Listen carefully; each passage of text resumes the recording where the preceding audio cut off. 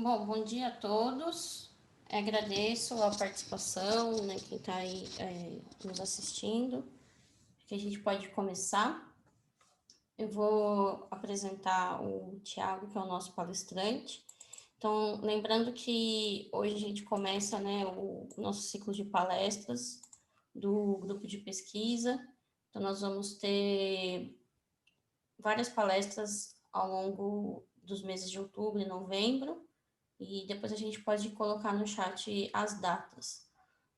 Hoje, então, o Tiago, agradeço muito a presença do Tiago. Ele está lá na Bélgica, passando frio um pouquinho, mas topou fazer essa apresentação. Então, o Tiago, ele é engenheiro ambiental e mestre em saneamento e meio ambiente e recursos hídricos. Ele é membro da equipe do NCT, das ETs sustentáveis, e doutorando em saneamento, um cotutelo entre a UFMG e a Universidade de Ghent, na Bélgica. Hoje ele vai falar para a gente sobre os desafios e as perspectivas da remoção de nitrogênio em esgotos no Brasil. Então, eu passo a palavra para o Tiago. Bom, novamente, bom dia, pessoal, para vocês. É um prazer, né, uma grande honra ter recebido esse convite, né, da Luana, de vocês, para poder falar sobre esse tema. E uma grande responsabilidade, né, abrir essa série de bate-papos que estão sendo arquitetados por vocês, né. Já vi que, salvo engano, o Ayrton, né, vai ter uma fala logo na sequência. E que legal, que acho que vou fazer algumas provocações aqui, que vão dar um link interessante com a grande experiência que ele tem, né? Então, de fato, um prazer muito grande estar junto de vocês. Antes de, inclusive, compartilhar com vocês, né, o outline dessa apresentação, vou gastar aqui 30 segundinhos no máximo para poder dizer para vocês, não sei se a maioria é familiarizada, mas caso não, eu queria usar um pouquinho do tempo para poder dizer sobre o NCT Sustentáveis. Né? Trata-se de um dos... A gente tem cerca de 100 e pouquinho, se não me engano, 101, né? Se eu não estiver cometendo nenhum erro aqui, Institutos Nacionais de Ciência e Tecnologia no país, no Brasil. E o INCT Sustentáveis é um deles, é o único na área das engenharias com a temática voltada ao saneamento. E entre as propostas do Instituto, né, está a execução de pesquisas integradas entre todas as fases, desde a geração do esgoto bruto até o efetivo tratamento, né, considerando fase gasosa, fase sólida e fase líquida, que é o nosso assunto principal aqui hoje. Mas os pilares estratégicos do Instituto, eles vão para além disso, contemplando também formação de recursos humanos, gestão, capacitação e transmissão de conhecimento. Esse é um componente muito importante da atuação do Instituto. Além das ferramentas para tomada de decisão e aspectos legais, né, o Instituto tem estado bastante envolvido em aspectos legais do nosso setor, como a revisão da resolução CONAMA 375, em Minas Gerais, a aprovação da resolução associada a reuso de água, e também, né, um grande objetivo é trabalhar com uma nucleação de competências, trazendo instituições, profissionais, empresas que eventualmente não estavam nessa rede inicial quando ela foi formada, né, que ela é composta, além do FMG, que cedia o Instituto, pelas universidades federais, do Ceará, Pernambuco, Rio, USP, Federal do Mato Grosso do Sul, e além do ISAE-GV, né, no Paraná. Então, a ideia daquela nucleação de competências é contemplar, né, outras universidades, agências ambientais. A gente tem uma parceria forte com a ANA, agências reguladoras, empresas de consultorias. Bom, de fato, né, um hub que tem se constituído e com diversos braços, né, que são, na verdade, colaborativos, e essa é a grande perspectiva desse instituto.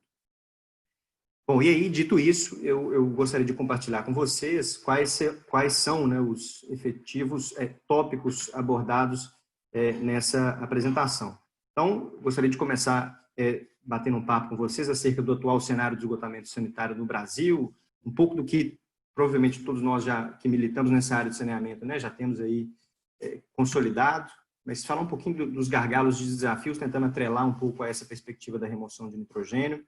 Em seguida, mergulhar mais na remoção de nitrogênio no contexto nacional, trazendo os apelos para que, de fato, essa remoção seja implementada assim como as alternativas tecnológicas para que isso também aconteça, mas mais no sentido de bater uma fotografia do que a gente efetivamente tem hoje no Brasil, para então, na sequência, discutir as perspectivas tecnológicas associadas à remoção de nitrogênio, e aí fazendo uma provocação mais às possibilidades de interações microbianas que nós podemos explorar, obviamente, né, considerando os contextos nacionais. Eu gostaria de deixar isso bem claro, né? Vai ser um prazer discutir isso com vocês, né? Acho que tem panos de fundo importante no Brasil, né? Que acabam por direcionar uma ou outra opção tecnológica a despeito, né, das opções tecnológicas que países como a Europa têm regiões, né, como a Europa tem feito. E aí, um contexto, logo na sequência de provocações, alguns, considerando novamente os contextos nacionais, né, que está bem carregado, talvez eu pudesse ter reduzido um pouco essas provocações, mas no final das contas deixei assim para poder estimular o debate, e aí as considerações finais dessa nossa fala. Bom, então, avançando acerca do atual cenário de esgotamento sanitário no Brasil, de fato, isso, né, imagino que não seja novidade para nenhum de nós, os percentuais de atendimento, de fato, são extremamente baixos historicamente, né? E todavia, né, num levantamento recente da Agência Nacional de Águas, do levantamento esse complementado esse ano, né, a Ana vem trabalhando nisso, se não me engano, desde 2015, né, eu me lembro de um congresso da ABS, uma primeira apresentação do Sérgio, da Agência Nacional de Águas, sobre isso. Então, a gente tem hoje no Brasil, estima-se, né, que nós temos aí cerca de 3.700 estações de tratamento de esgoto. Daqui a pouco nós vamos explorar um pouco mais esse número e para que nós possamos fazer também um elo, né, com as alternativas de remoção de nitrogênio que podem estar associadas a essas tecnologias já implantadas. Bom, ainda que se configure esse histórico déficit, né, sobretudo na infraestrutura de coleta e tratamento de esgoto no setor de saneamento, há que se ressaltar, né, esse incremento significativo do número de ETs nos recentes anos e o predomínio de estações de tratamento simplificadas, né? Esse levantamento da Agência Nacional de Águas, ele reportou aí que cerca de 37% das alternativas tecnológicas implantadas hoje no Brasil são atreladas a reatores anaeróbios do tipo UASB, os reatores UASB, e as lagoas de estabilização. Salvo engano, a tecnologia que se segue é o processo de lodos ativados. Os gargalos são nítidos, né? Ainda há carência enquanto a adesão da população ao sistema, mesmo em locais que têm infraestrutura de coleta, reforçando, né, de fato, a coleta é extremamente deficiente e aí culmina, né, numa quantidade expressiva de carga orgânica lançada nos corpos d'água receptores. As ETs existentes, né, para além desse problema que a gente tem do não tratamento, as ETs existentes, elas têm carências de projeto, construção, operação e gestão, de fato, muito importantes, por várias vezes, apesar da gente ter a infraestrutura de tratamento implementada, esses problemas de projeto, construção, operação e gestão, eles culminam em bypassar integralmente a ET, e ainda, né, nós temos um contexto, um arcabouço legal que tem começado a mudar, importantes perspectivas têm sido discutidas e têm sido implementadas a tomar a questão do lodo e do reuso que eu mencionei há pouco, né? A legislação ainda, né, não incentiva a sustentabilidade dos sistemas de esgotamento sanitário. Logo, há nítidos desafios de inovação para possibilitar a ampliação do sistema de coleta e tratamento de esgoto. Eu gostaria de discutir com vocês na perspectiva, inclusive, da remoção de nitrogênio, né? Ou seja, como que a gente enxerga, né, esse passo em relação à remoção de nitrogênio dentro desses desafios que estão postos para nós. Quais são os caminhos? E isso eu vou tentar abordar um pouco com vocês. E aí a gente trabalhou nos anos de 2017 e 2018 num levantamento quase paralelo com a Agência Nacional de Águas acerca do número de reatores anaeróbios implantados na região sul, centro-oeste e sudeste. Chegamos em números bastante elevados. E aí, né, hoje em dia a gente tem um levantamento bem mais completo da ANA que ressalta aquele número que eu falei anteriormente, né, dos 37%, eles estão atrelados a esses 1.300 reatores implantados em todo o país. Significa que a gente tem uma maior parte de reatores anaeróbios implantados para tratamento de esgoto no mundo. De fato, é uma tipologia que apresenta grandes vantagens associadas ao abatimento da carga orgânica. Todavia, né, há que se considerar que a remoção de nutrientes ela necessariamente precisa passar por uma etapa de pós-tratamento e que, na maioria das vezes, necessita ser aeróbia em função da necessidade de remoção de nitrogênio. Bom, as estações convencionais que a gente tem hoje no nosso país, de fato, elas têm o projeto baseado em legislações ambientais, ou seja, o projeto é integralmente voltado para o lançamento num corpo d'água receptor. E aí, aqui já está uma primeira questão em relação à remoção de nitrogênio, como a legislação não prevê, né, a CONAMA 430 não prevê a necessidade de remoção de nitrogênio, somente nas localidades em que há essa exigência, que são esparsas ao longo do Brasil, é que se verifica, de fato, a implantação de projetos que contemplem a remoção de amônia e ou nitrogênio total. Bom, se essas estações de fato forem bem projetadas, construídas e operadas, há que se ressaltar que as elevadas eficiências de remoção de matéria orgânica são alcançadas, eventualmente também de nutrientes e patógenos.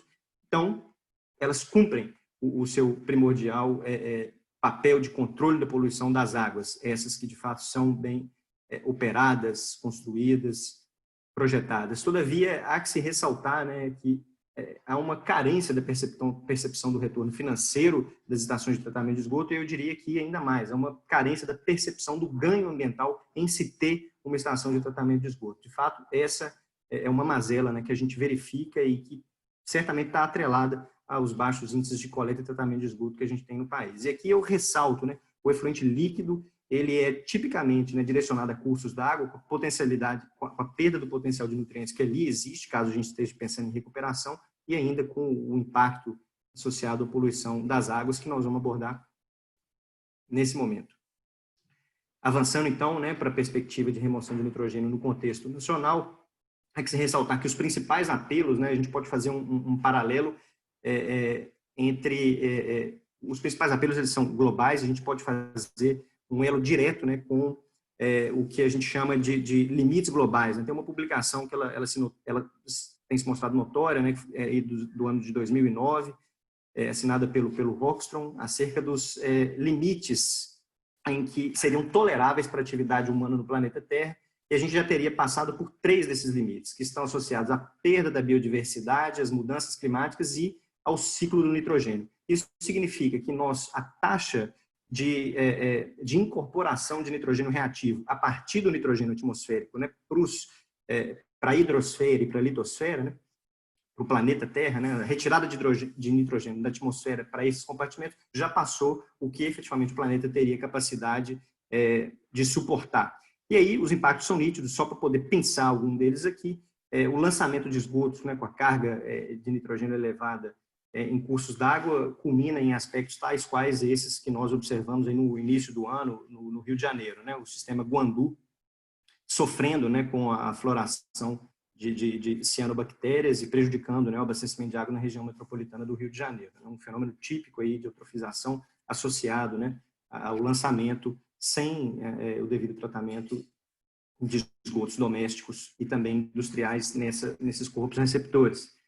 E as alternativas tecnológicas, então, que nós temos no Brasil hoje em dia, né? Aí eu ressalto, por isso que eu comecei falando com vocês da importância dos reatores anaeróbicos, que vocês vão perceber que a maioria dos processos que estão, se não todos, na verdade, né, que estão trabalhados aqui, são processos de pós-tratamento de efluentes anaeróbios, mas a gente poderia dizer, né, que essas eficiências típicas que estão relatadas aqui, elas também valem para os sistemas quando operados de forma individualizada, sem ser com pós-tratamento de reatores UASB. Né? Essa figurinha aqui eu retirei do capítulo 10 de um livro que a gente trabalhou recentemente, né? Esse capítulo foi liderado pelo professor Marcos von Sperling, e o que a gente pode ver é que as eficiências de remoção de amônia, considerando as tecnologias que a gente tem tipicamente no Brasil, elas só são mais elevadas, aí, considerando eficiências maiores do que 70%, para os filtros biológicos percoladores, os filtros aerados submersos, os lodos ativados e ainda as wetlands verticais.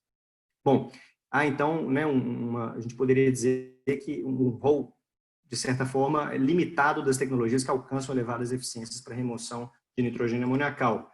Bom, a gente pode fazer essa análise também considerando a possibilidade da remoção conjunta de nitrogênio amoniacal e matéria orgânica. E se nós fizermos essa análise, nós vamos perceber que nesse canto direito superior do gráfico, né, situam-se as mesmas tecnologias que eu havia agora há pouco abordado, né, os lodos ativados, os filtros aerados submersos, as wetlands verticais e os filtros. Né? Notem aqui que está aparecendo os filtros preenchidos com espuma de poliuretano, os quais, de fato, nós temos observado, né, eficiências elevadas aí de remoção conjunta de matéria orgânica.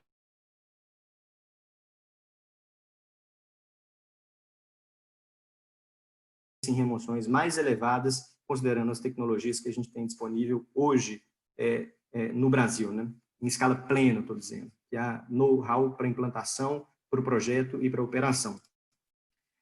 Quando a gente chega na remoção de nitrogênio total, a figura ela se assevera um pouco mais. Nós percebemos, então, que aquele limiar de 70%, né, que a gente considerou na figura anterior, ele só é alcançado para os sistemas que contemplam lodos ativados, né, seguindo aí reatores UASB, com a remoção biológica de nutrientes. Fora isso, a gente poderia citar as lagoas de maturação, em sequência aos reatores UASB, com eficiências aí ditas intermediárias. De fato, né, há uma carência, a gente poderia dizer, talvez, de estratégias operacionais, tendo em vista que vários desses sistemas aqui poderiam passar por adaptações que levariam a maiores remoções de nitrogênio total. Todavia, isso não é algo, de fato, efetivado, né, nas condições, no contexto nacional. Bom, dito isso, eu gostaria de dar mais um passo aqui junto de vocês, no sentido de trazer as perspectivas tecnológicas associadas a essa remoção de nitrogênio e tentando fazer sempre um paralelo, né, novamente, com as nossas realidades nacionais.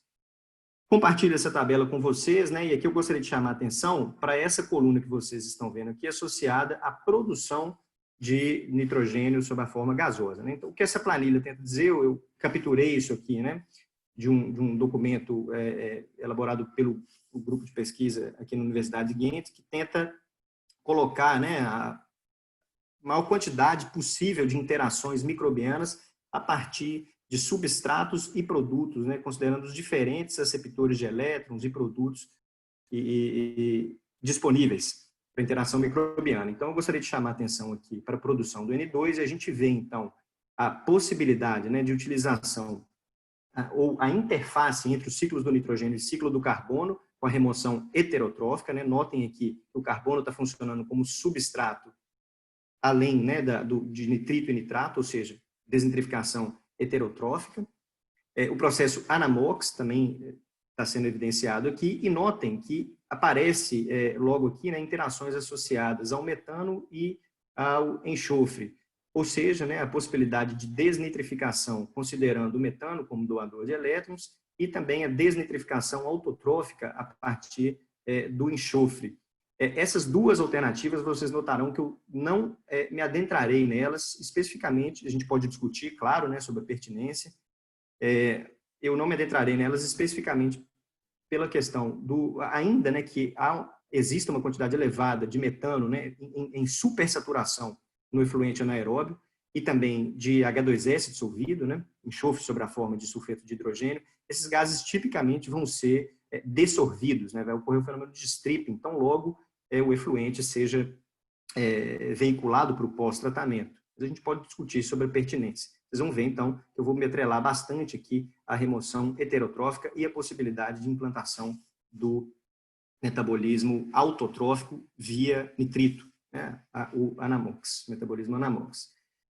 Notem vocês, então, que isso, desde, né, dos primeiros reports associados ao processo Anamox, esse processo ele tem sido, ele é tido, né, como o processo de remoção de nitrogênio mais promissor.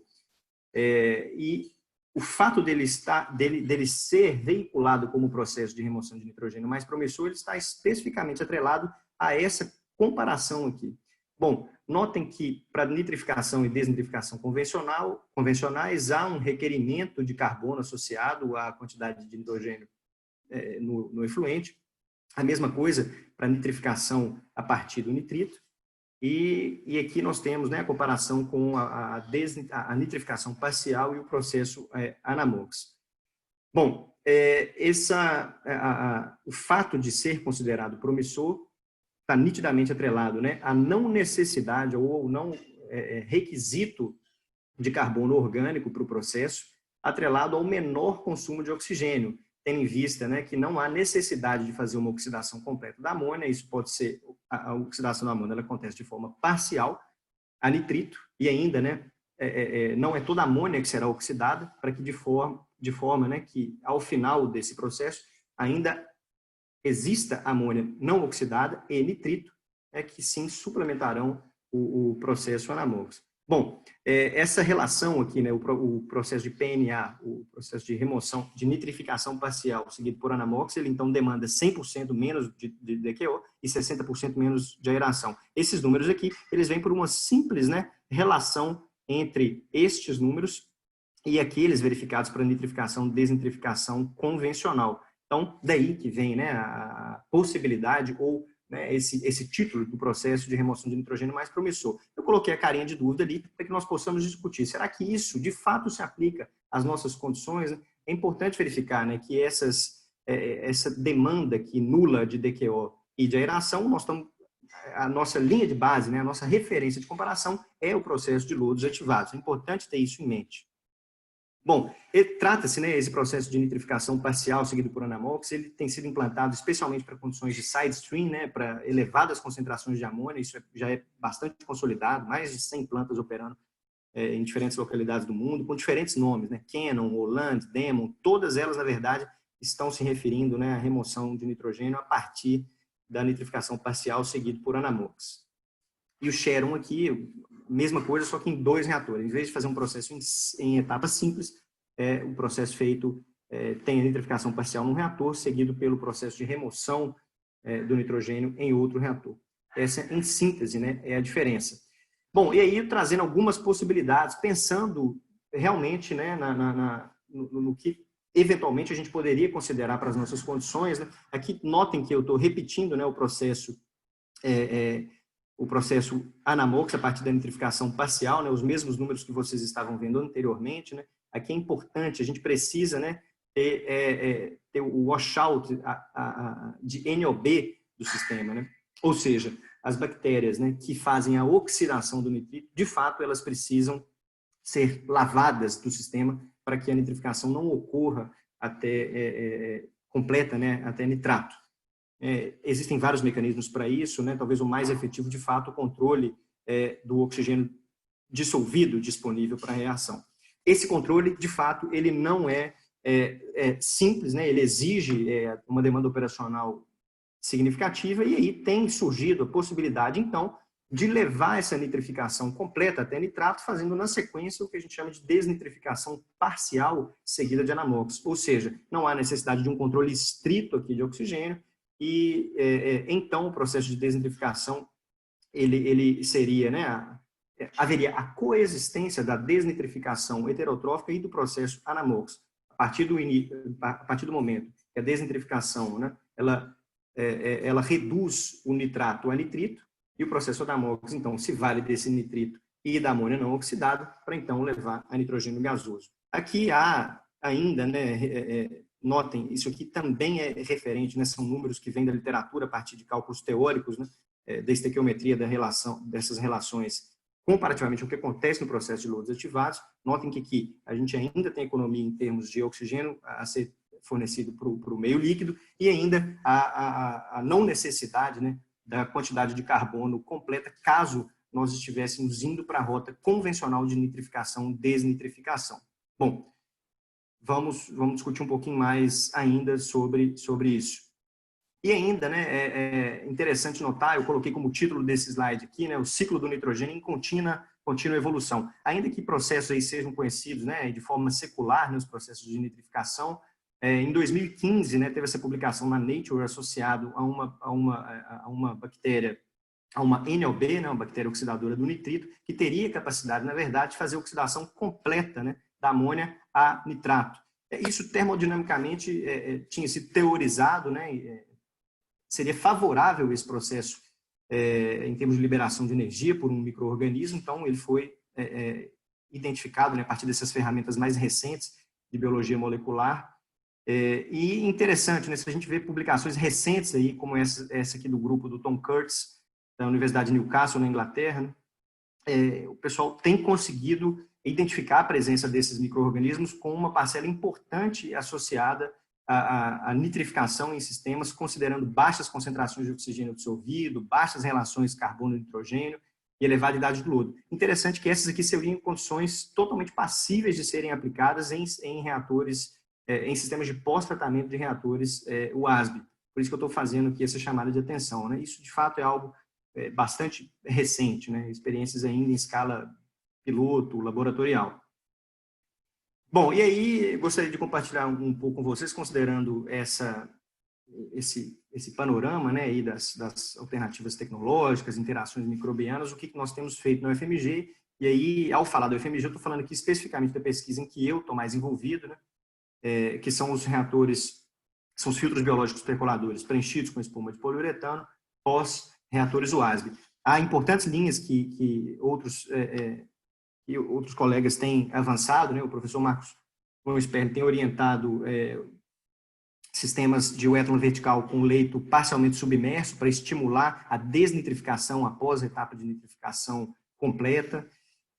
Há ainda pesquisas que estão tentando fazer zonas mistas em reatores anaeróbios, né? A minha colega Larisa tem trabalhado nessa linha, né? Acho que é um pouco, talvez, até próximo do que o Theo, salvo engano, também tem trazido.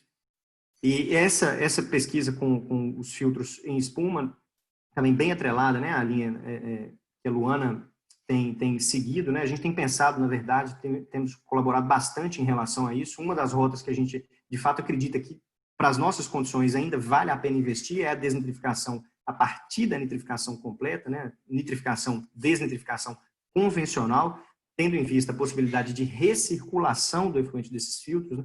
É um efluente que a nitrificação ocorre aqui de forma robusta, né. A gente tem nitrato, então, saindo desses filtros e temos matéria orgânica residual do efluente do reator anaeróbico, ou seja, há nitidamente um potencial para desenvolver esse metabolismo de desnitrificação convencional. E ainda, já tem algumas pesquisas publicadas nisso pelo pessoal pelo pessoal da Holanda, né, se não me engano, a Luana, inclusive, fez parte desse grupo, trabalhando com a possibilidade de reduzir a taxa de transferência de oxigênio para os filtros, no sentido de estimular a nitrificação parcial. Interessante que, por mais que, de fato, em filtros biológicos percoladores, o controle do fornecimento de oxigênio seja, de fato, desafiador, né, porque nós estamos aí controlando o processo de convecção natural, o qual tem a sua força principal, né, o driving force, associado às diferenças de temperatura do líquido para a temperatura da atmosfera.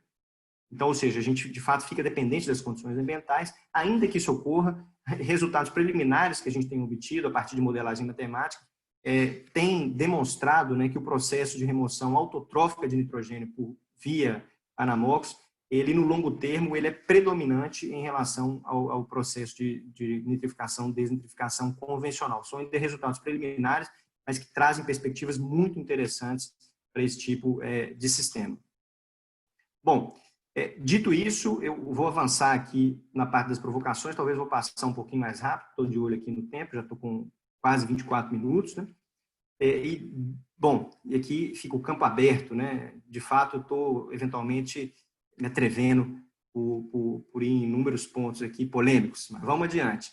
A gente está discutindo sobre ETs convencionais, cujo foco é o padrão de lançamento, né? Ou seja, a gente tem dimensionado estações de tratamento assim, né, ao longo dos últimos 100 anos, se a gente considerar a perspectiva, né, de fato global, e nós estamos nessa discussão para pensar, né, em estações de tratamento com foco na economia circular, de forma que, por exemplo, o líquido ele não mais seja direcionado para o corpo receptor único e exclusivamente, mas se pense em possibilidades de recuperação de recursos, né, se enxergue de fato o líquido tratado como um recurso hídrico, e aí não é objeto da nossa fala aqui hoje, né, também a fase sólida e a fase gasosa, com a possibilidade de fertilizante, né, diretamente na agricultura, ou de energia térmica e elétrica, são assuntos que eu não vou abordar aqui hoje, né, não faz parte do escopo, vamos nos ater aqui à questão do líquido. E para isso, né, eu gostaria de trazer essa perspectiva. Quando a gente pensa em estações de tratamento descentralizadas, provavelmente não, a gente pode dizer que a maioria dos municípios brasileiros, né, eles têm aí populações inferiores a 10 mil habitantes, então certamente são entes de pequeno porte.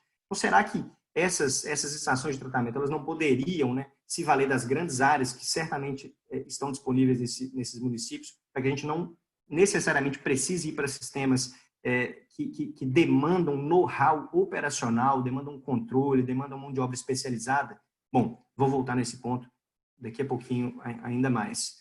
E uma estação de grande porte, aí sim, a estação de grande porte, né, dentro desse contexto, sendo vista, né, como vamos dizer, uma indústria, com a possibilidade de recuperação de recursos a partir das diversas fases. E aí, sim, né, aqui a gente está falando de estações certamente centralizadas em que processos mais robustos de remoção de nitrogênio, como, por exemplo, né, o processo, pensando, né, nas possibilidades que a gente dialogou agora há pouco, nos processos de nitrificação, desnitrificação convencional e remoção parcial da amônia seguida por anabol, que seriam, de fato, desejáveis. E aí, de novo, ainda aqui na perspectiva atrelada ao início dessa fala aqui das provocações, pensando não necessariamente, né, na remoção, mas sim na recuperação, eu trago aqui, né, uma lâmina, aqui, um slide que foi apresentado por um pesquisador, Siegfried Leiming, da Universidade de Antuérpia, durante uma conferência. Não sei se algum de vocês teve a oportunidade de participar, foi uma conferência online. E aí eu capturei essa lâmina aqui, que ele fez uma provocação sobre a possibilidade do reuso indireto do nitrogênio, né? Ou seja, em síntese, nós gastamos, né? Óbvio que esses números aqui eles estão atrelados à realidade europeia, mas eles são importantes como elemento de reflexão, né? Nós, de fato, gastamos uma elevada quantidade de recurso para poder sintetizar o nitrogênio para aplicação na agricultura, né? E gastamos, em contrapartida, uma elevada quantidade de recursos para poder fazer os processos de nitrificação e desnitrificação. Isso, por sua vez, está atrelado, né, a um elevado consumo energético para que nós obtenhamos, né, esse nitrogênio reativo, o que vale também para a sua remoção. E, por sua vez, isso está atrelado, né, a uma importante pegada de carbono. Tanto, né, os processos de síntese desse nitrogênio, quanto os processos de remoção, né? Aqui a referência, né, nitrificação, desnitrificação convencional, e acrescido ainda das possibilidades de emissão de dióxido de nitrogênio. Vou mencionar sobre isso daqui a pouquinho. E, interessante, há um potencial que é, vamos dizer, considerável frente, né, à produtividade do processo Haber-Bosch, né, o principal processo de remoção de nitrogênio da atmosfera. Há uma importante quantidade, né, de nitrogênio que poderia fazer frente, inclusive, né, à quantidade de nitrogênio que nós, hoje em dia, né, retiramos da atmosfera, caso nós utilizássemos, né, aí contexto europeu isso, né, caso fosse utilizado, né, todo o conteúdo de nitrogênio presente, né, nesses em esgotos e demais efluentes, né. Bom, isso aqui é para poder fazer essa provocação em relação, né, à dualidade da remoção versus recuperação. É um importante diálogo que eu acredito, né, nós que militamos nessa área, temos que nos prontificar a debater. Bom, e aí eu trago isso novamente, né, para a realidade brasileira. O nosso contexto ele é um tanto quanto diferente do contexto dos países desenvolvidos, em que, nitidamente, né, isso aqui é de fato recente, né, capturando de novo aqui de uma publicação do professor Marcos, os custos de implantação, por mais que essa lógica que não pareça ser uma lógica sustentável, de fato não é, né, ainda os custos de implantação são um grande driver para a seleção das alternativas tecnológicas do nosso país. E é importante citar aqui, né, que a sustentabilidade da estação, leia-se sustentabilidade aqui, né, mais no sentido de capacidade operacional, ainda de fato é muito importante. Ou seja, as alternativas tecnológicas a serem desenvolvidas, elas necessariamente têm que levar isso aqui em consideração, ou de outra forma, de fato, elas não chegarão nem a cair em desuso, porque terão dificuldades enormes de implantação. Bom, e aí, movendo então, né, já mais para o final dessas provocações que eu estou trazendo aqui para vocês, né, há que se pensar também na emissão do dióxido de nitrogênio, do óxido nitroso.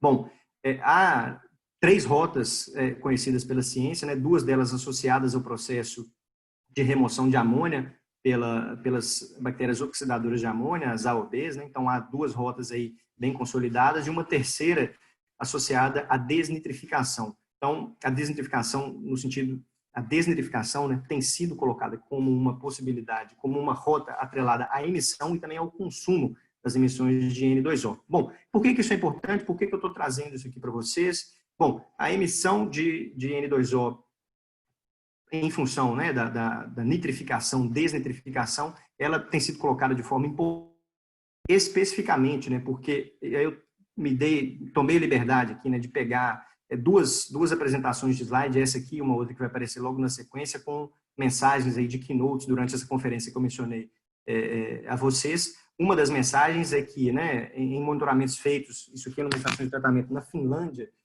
quaisquer emissões de óxido nitroso, elas, no balanço das emissões da estação de tratamento, dos benefícios ambientais associados ao tratamento de esgoto, elas foram superiores, né, ao que se efetivamente salvou em termos de energia e inserção adicional de carbono para a desentrificação, ou seja, demonstrando, né, que há uma importante pegada de carbono, né, equivalente associada às emissões de N2O.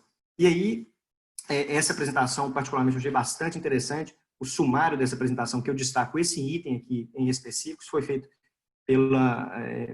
por uma das pessoas aí que está atrelada ao Ministério do Meio Ambiente da Finlândia. Eles fizeram uma modelagem super interessante a respeito das emissões de N2O, e o que talvez mais importante ressaltar é que, para que de fato nós consigamos controlar as mudanças climáticas, na verdade, nos níveis em que nós já estamos observando hoje, né? Ou seja, não asseverar as mudanças climáticas, nós precisaríamos de zerar, né, as emissões de CO2 e zerar as emissões de CO2 e de dióxido de nitroso. E, no mínimo, estabilizar as emissões de metano. Então, daí a importância de se, de fato, discutir emissões de dióxido nitroso atreladas ao saneamento.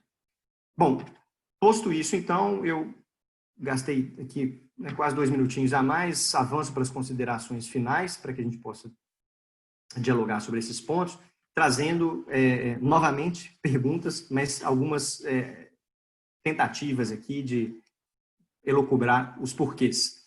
A remoção de nitrogênio no Brasil, ela é incipiente, certamente devido a aspectos legais. Nós não temos uma legislação de fato nacional, né, que apresente isso de forma clara, essa cobrança. Obviamente porque o foco, né, está na remoção de carbono em função da necessidade de nós implementarmos, né, soluções graduais e metas progressivas, tal qual a política de recursos hídricos prevê. Então, de fato, né, a próxima etapa necessariamente seria a remoção de nitrogênio desses efluentes, é o que se espera. Essas alternativas tecnológicas que eu vim dialogando aqui com vocês, né, elas, de fato, a maioria são praticáveis, de fato, comprovadas, né, o que eu poderia ressaltar, a possibilidade do reuso indireto, realmente, quando se mostrar, né, viável em função do arranjo local, há que ser considerado, né? A remoção convencional de nitrogênio para nós, considerando nitrificação, desentrificação heterotrófica, eu acredito, né, isso é um posicionamento pessoal, né, nós, em termos de Brasil, temos uma menor preocupação com o consumo de oxigênio dissolvido em vista do carbono ter sido removido especificamente, né, em reatores anaeróbios, a principal tecnologia implantada no país, ou seja, quando a gente está falando de efluentes anaeróbios, né, essa é uma preocupação menor, ou seja, a gente poderia continuar pensando na remoção convencional de nitrogênio e ainda, né, esse carbono orgânico desses reatores anaeróbios, ele tem baixa biodegradabilidade, o que nos faria pensar em que a nitrificação parcial seguida do processo Anamox também seria bastante interessante, né? Ou seja, a relação carbono-nitrogênio desses efluentes anaeróbios efetivamente é baixa, o que faria, né, ou o que possibilitaria ter processos de remoção autotróficos de nitrogênio nos pós-tratamentos, de forma efetiva. E, bom, os impactos ambientais, especificamente trazendo essa questão do N2O que eu mencionei agora há pouco, né, será que existe aqui, vocês estão vendo que eu estou colocando uma pergunta e respondendo com outra pergunta, né? Será que seria um trade-off, né, uma avaliação de benefícios entre poluição hídrica e poluição atmosférica, considerando, né, o cenário nacional? Certamente, né, esses efluentes não tratados que estão indo para os corpos receptores, está ocorrendo a emissão de N2O nos corpos receptores, né? Então, certamente nós vamos passar por uma etapa, né, em que, se a remoção de nitrogênio for criticada em função, né, da poluição atmosférica, a gente tem que estar preparado para poder, né, fazer frente, né, a essas argumentações em função da realidade nacional, né? Ou seja, poluição hídrica, de fato, ainda é uma grande preocupação para nós no Brasil. Bom, dito isso, gostaria de agradecer muito a atenção de vocês e estou totalmente aberto, né, para a nossa discussão. Muito obrigado.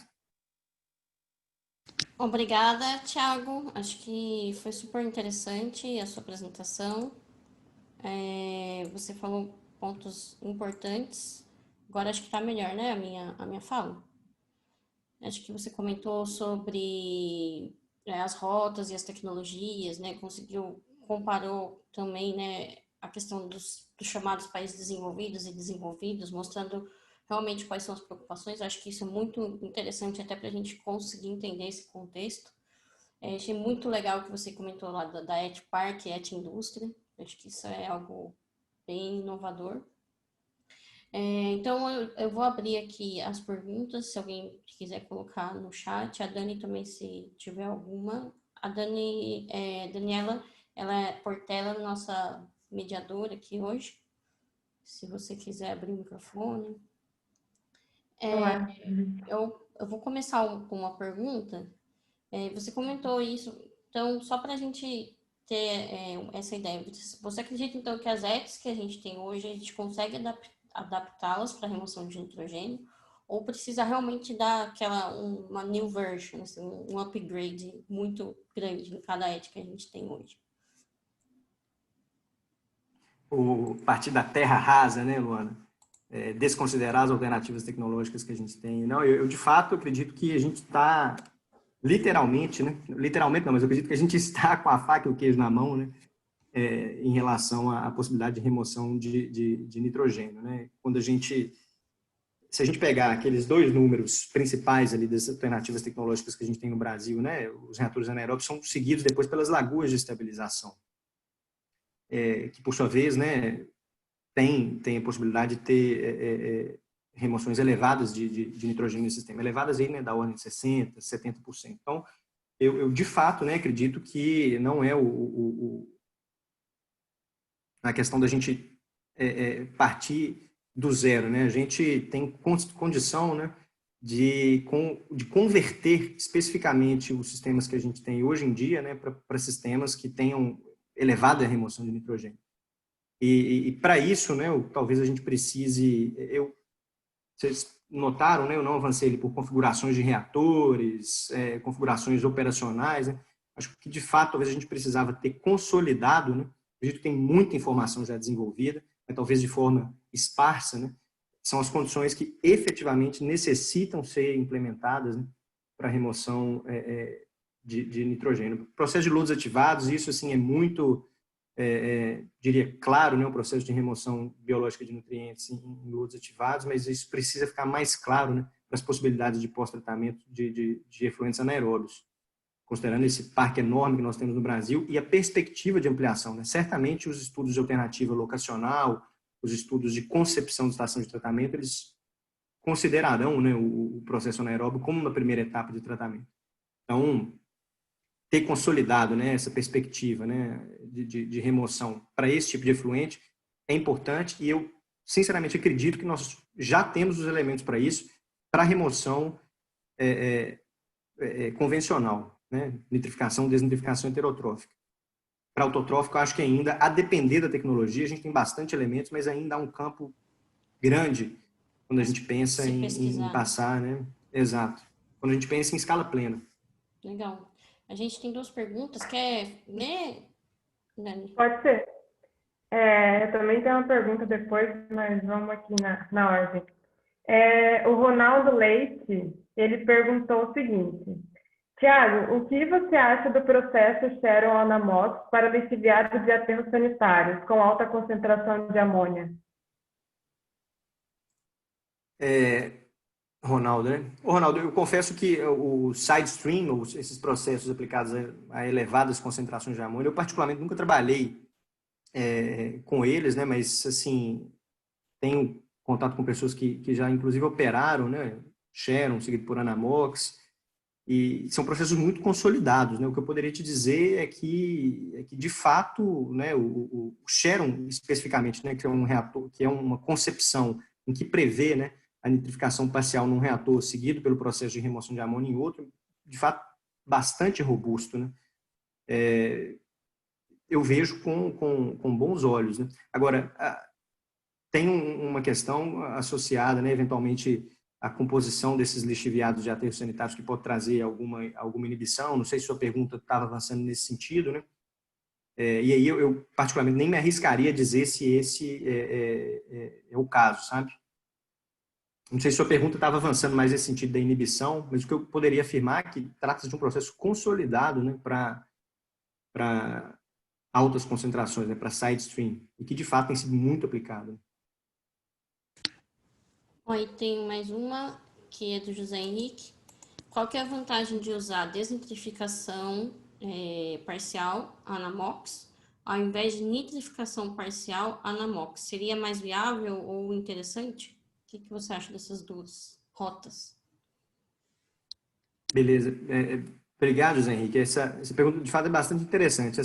A desnitrificação parcial seguida da Anamox, né, talvez o grande apelo, né, esteja, né, em relação à questão do controle fino do oxigênio dissolvido que a gente precisaria ter caso, né, a gente queira implementar a nitrificação parcial seguida de Anamox. Então, bom, eu diria a você que, por exemplo, um dos resultados que eu compartilhei sobre a modelagem, né, desses sistemas que utilizam filtros de espuma, né, sistemas que eu tenho trabalhado mais, o que, o que faz com que a remoção autotrófica de nitrogênio via processo Anamox, ela prevaleça em longo prazo, é justamente o mecanismo de desnitrificação parcial, ou seja, a coexistência, né, da desnitrificação heterotrófica com o processo Anamox.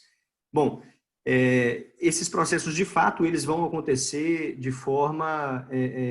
eles vão coexistir, né? Eles necessariamente vão coexistir quando se tem biomassa heterotrófica. A grande possibilidade de ter isso eventualmente em reatores separados ou a grande vantagem, né, de fato, em relação à nitrificação parcial, eu diria, sendo bem objetivo, é a menor preocupação em relação ao controle, né, do oxigênio dissolvido para essa etapa de nitrificação parcial, né?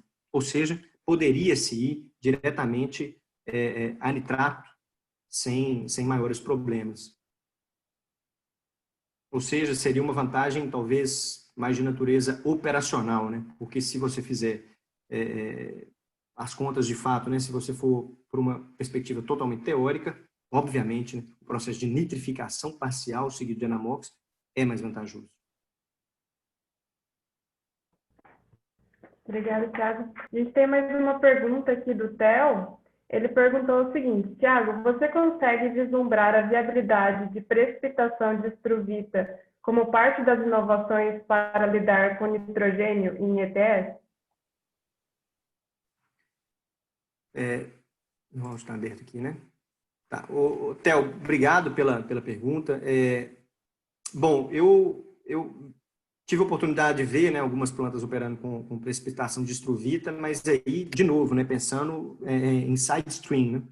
Ou seja, estações que tinham, né, processo de lodos ativados, digestão anaeróbia do lodo, e aí, né, o reject water, né, a fração ali o digestato, né, aí sim sendo utilizado para recuperação de estruvita, né, nessa interface com o ciclo do nitrogênio. Para o mainstream, em função, né, das pequenas concentrações, né, eu de fato vejo dificuldades, né. Então, pensando na realidade nossa, né, quando a gente tem estações que de fato têm um processo de lodos ativados que não seja de geração prolongada, né, que a gente de fato tenha digestão anaeróbia, acredito que sim, possa ser uma opção. Todavia, o que eu tenho observado para a estruvita especificamente, Theo, é que assim, isso tem que estar muito atrelado a uma demanda de mercado, né? Então, se não há um mercado consolidado para isso, acaba ficando desinteressante, né? A não ser, né, que isso de fato seja para poder reduzir o loop ali de fósforo e nitrogênio na planta sem a perspectiva comercial, né? O que poderia ser feito inclusive de outras formas. Então, eu acho que assim, para a gente poder ter isso de fato consolidado, há que se ter, né, uma demanda consolidada no mercado. E isso ainda está totalmente incipiente na nossa realidade, né? Mas eu enxergo de fato um campo muito importante para esse tipo de demanda. Ah, legal. A Dani, acho que tem uma pergunta. Isso é mais ou menos até nessa linha do TEL, porque às vezes eu vejo que tem essa discussão separada, é falar remoção de nutrientes, mas aí fala ou só do fósforo ou só do nitrogênio. Será que falta um pouco, não sei, de integrar essas duas, tanto o nitrogênio como o fósforo nessas discussões aí? Que...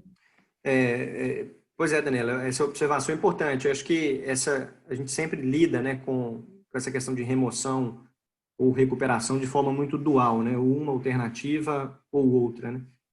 Eu acho que igual colocado pelo Theo agora, né, uma pergunta acerca da Struvita, né, há campo para poder ter essa interface em determinadas alternativas. Agora, outras eu enxergo com um pouco, talvez, restrição em função, né, das opções tecnológicas que a gente tem, né. Se a gente pensar no mainstream, né, no tratamento do esgoto,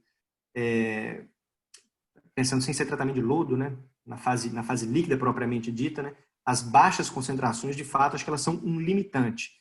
E aí eu diria que talvez a melhor forma de integração, né, do ciclo, nitrogênio, fósforo, seja novamente a questão do reuso indireto, né? Ou seja, a utilização do efluente minimamente tratado, né, pensando aí na remoção, eventualmente, de alguma quantidade de matéria orgânica e, além de, sobretudo, né, patógenos, né, esse efluente ele poderia ser utilizado para fins agrícolas distintos, silvicultura, né, irrigação de culturas não consumidas, ingeridas cruas. Então, aí sim, acho que é uma possibilidade muito importante de integração de ciclo, que está atrelado um pouco com aquela provocação que eu fiz ali para vocês, né, com aquela apresentação do Vlamink, né, com o reuso indireto de nitrogênio.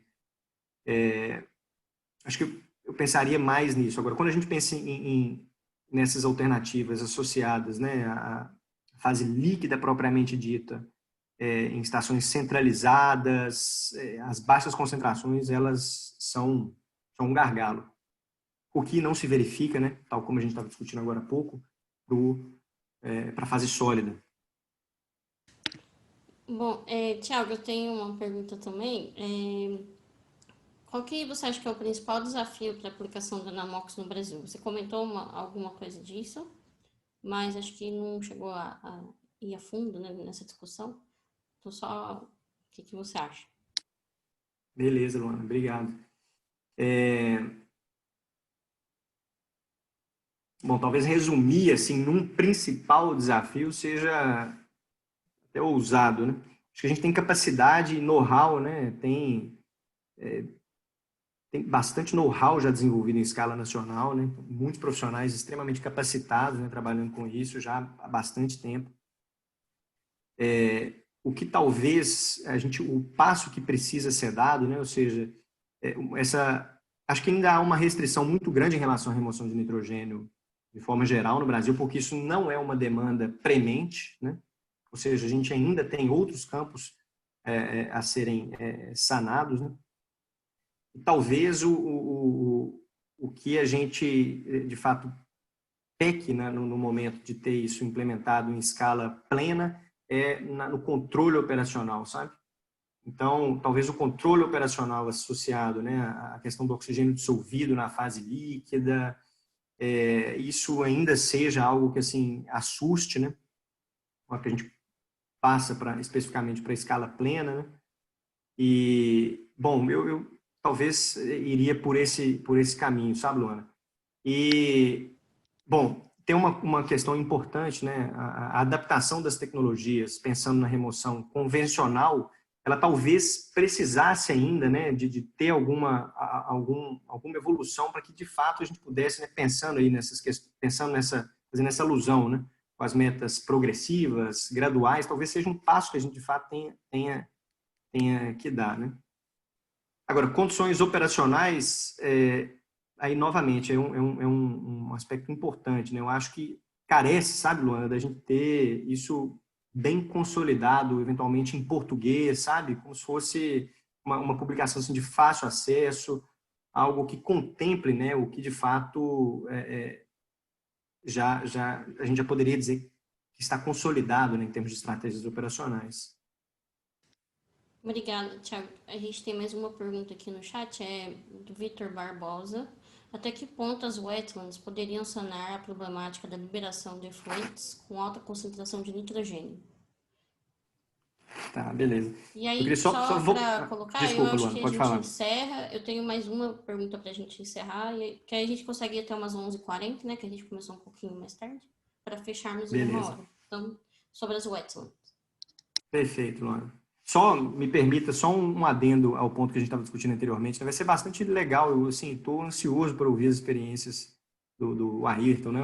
Bem interessante o título que vocês colocaram lá, né? Dos 15 anos de experiência. Quem sabe, acho que ele vai ter bastante propriedade para dizer, né? E aí, o que falta, né, para a gente dar esse passo para a escala plena, né? Trazendo um pouco dessa experiência aí da Embrapa com efluentes com elevada concentração de amônia. Bom, wetlands. O que eu tenho verificado, né, de avanços assim em relação às possibilidades com as wetlands tem sido a intermitência, né, no regime, na verdade, perdão, a submergência, né, especificamente de wetlands verticais, né, que tem uma elevada remoção de nitrogênio amoniacal, para a possibilidade de desnitrificação heterotrófica, né? Eventualmente essa submergência, um bypass de esgoto bruto ou do efluente anaeróbio, caso essa wetland seja precedida, né, por um reator anaeróbio. Então, bem nesse sentido. Agora, a pergunta está dizendo, né, efluentes com alta concentração de nitrogênio. Não sei se está alguma dinâmica associada a tratamento de efluentes industriais. Eu não me arvoraria por esse lado. Acho que aí carece, né? Inclusive o pessoal que tem trabalhado com ela há mais tempo, talvez careceria de elementos para poder avançar nesse sentido, né? Mas eu faria, inclusive, um paralelo entre as wetlands e os filtros percoladores. As configurações operacionais e as possibilidades, né, de estratégia nessas duas unidades são um tanto quanto semelhantes para a remoção de nitrogênio. Essa da submergência que eu mencionei agora há pouco, parece que tem se verificado bastante interessante, né?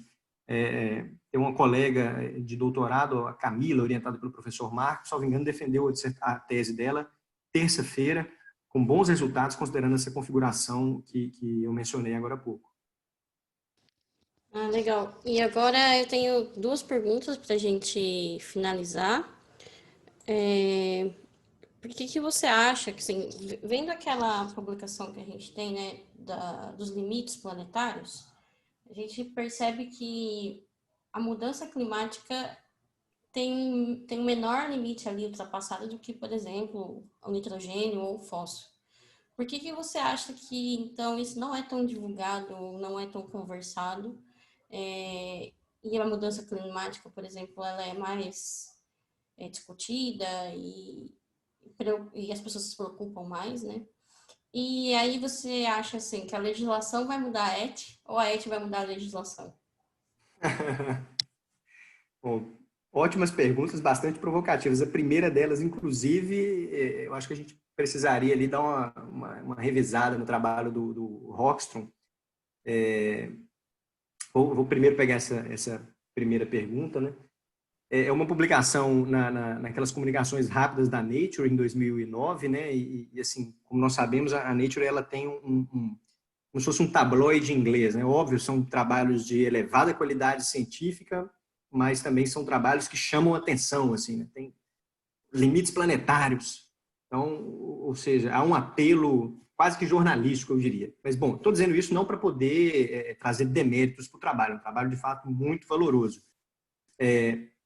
Se a gente der uma olhada nesse trabalho, né, faz, inclusive, algum tempo, né, que eu não retorno a ele, mas quando eu estava nesse processo de leitura desse trabalho em específico, há uma relação nítida entre esses sistemas. Eles não são... A justificativa, né, que o Rockström usa é justamente que não há como...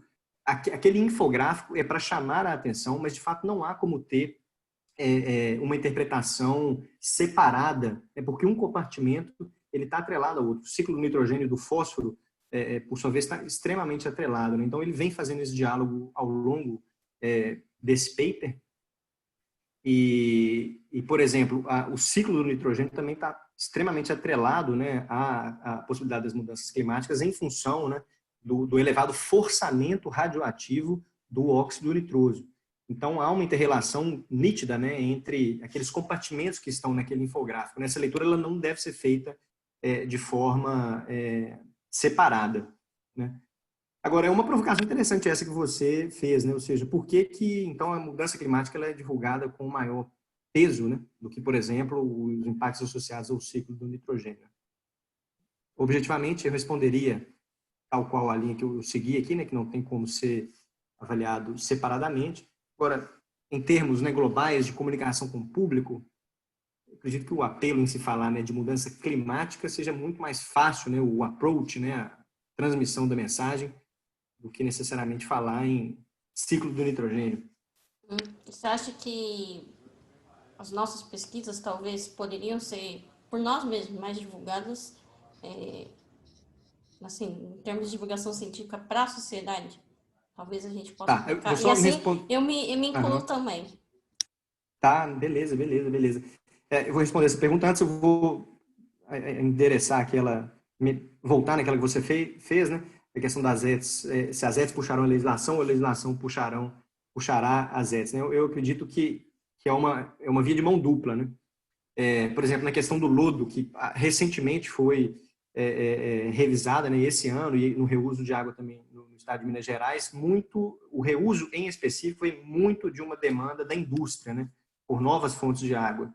E do setor de saneamento também, com a possibilidade, né, de auferir recursos com a venda do efluente. Então, isso acabou atrelado à mudança da legislação. Eu acho que não tem como ser, de fato, não são coisas, né, na perspectiva daquilo que a gente estava discutindo para os limites globais, também não são coisas totalmente distintas, né? Mas eu acho que assim, essas pressão por soluções de mercado, ela tende a acelerar sobremaneira, né? Assim que aconteceu, por exemplo, na Inglaterra, né? Recuperação de fósforo para a agricultura, isso veio muito de uma demanda de mercado. E aí isso acabou por criar, né, o amparo legal necessário. E Bom, sobre a comunicação, Luana, de fato, eu acho que é uma coisa que a gente deve pensar muito, né? O INCT tem se proposto, sim. tem essa proposta, né, de fazer essas comunicações de forma mais acessível, por meio de notas técnicas, né? Não só visando aí publicações em periódicos, né, que são de difícil acesso pela população como um todo. Acho que é um papel que a comunidade acadêmica, de fato, deve abraçar, sabe? Eu acho que o INCT ele faz um grande trabalho, um trabalho bem bacana quanto a isso, sim, com certeza. E, bom, então eu agradeço, Thiago, a sua participação. Eu acho que foi fantástica a sua apresentação, a nossa discussão. O pessoal também participou aqui no chat. Agradeço a Daniela por ajudar aí, né, fazer a âncora. O Ricardo, que está por trás, auxiliando na nossa divulgação, na nossa organização. E aí, até como o Thiago comentou, na semana que vem a gente vai ter o professor Ayrton, da Embrapa de Santa Catarina, na quarta-feira. Acho que é às 5 da tarde. Então, tem lá no mesmo link da inscrição do Thiago, para quem quiser participar. Nós vamos falar sobre a Anamox, os 15 anos da experiência do professor, acho que vai ser bem bacana também. Então, de novo, obrigada, Thiago, e a gente se fala. Beleza, bacana, Luana. Obrigado a vocês todos que estavam na organização, Daniela, Ricardo, que você citou, e o pessoal que esteve conosco aqui. Muito obrigado pelas interações Até e mais. pela oportunidade. Tchau, tchau. Tchau, obrigada.